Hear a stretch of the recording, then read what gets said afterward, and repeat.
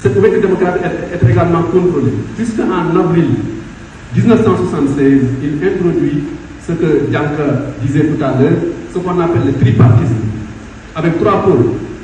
Les socialistes, incarnés par Senghor lui-même, le libéralisme, incarné par son poulain ou bien son dauphin, Abdoulaye Wade, qui était de connivence à l'époque avec Senghor, et le communisme, incarné par Feu Majhemout Diop. Donc, le tripartisme, tous les autres partis qui n'étaient pas dans ces trois courants étaient dessous, y compris le parti de professeur Cheikh Anta Diop RND. Il a essayé effectivement d'ester en justice, mais la Cour suprême n'a pas donné une suite favorable à sa requête. Et Cheikh Anta lui-même a été inculpé et interdit de sortir du territoire. Alors, qui connaît la dimension scientifique de Cheikh Anta et son envergure internationale, lui interdit de sortir du territoire, c'est également lui mettre des bâtons dans les roues pour l'empêcher effectivement d'exceller à l'étranger. Alors on doit à la vérité de dire que le tripartisme était un détour flagrant pour dissoudre le RND de Cheikh Anta Diop. Le feuilleton judiciaire qui s'en est suivi ne donnant rien, puisque la Cour suprême rejeta la demande de légalisation du RND en 1978, et Cheikh Anta Diop lui-même est inculpé en 1979 avec interdiction de quitter le territoire national.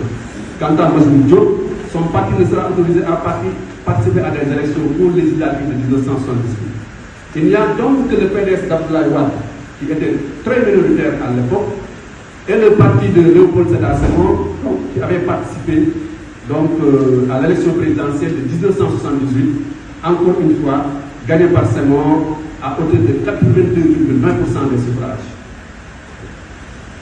Alors, l'avènement du multipartisme, je vais y revenir, le multipartisme devient une réalité au Sénégal sous le magistère d'Abdoulaye Wade, de Abdou Diouf. Senghor avait présenté sa démission le 31 décembre 1980, après avoir procédé à une révision constitutionnelle qui lui permettait de passer le pouvoir à son protégé Abdou Diouf, alors Premier ministre, par le biais du fameux article 35. Les partis qui étaient contraints à la clandestinité eurent désormais une existence légale. En février 1983, Abdou Diouf organise les premières élections qui virent la participation des partis politiques d'opposition. Le Parti socialiste remporte largement la présidentielle comme les législatives.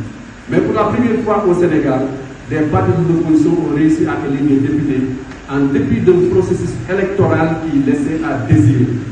Le dépouillement était fait par les membres du gouvernement, la carte d'identité n'était pas obligatoire, les déplacements à l'intérieur du pays n'étaient ni contrôlés ni restreints, entre autres péripéties qui ont marqué cette élection présidentielle de 1983. En 1984, Abdou Diouf supprime le poste de Premier ministre et concentre tous les pouvoirs entre ses mains. C'est la deuxième fois que le poste de Premier ministre est supprimé au Sénégal. Cependant, le premier défi auquel Diouf sera confronté est la marche de protestation des policiers en 1987. Il y répondra d'une manière spectaculaire, une sanction collective qui révoque, retenez bien le chiffre, 6200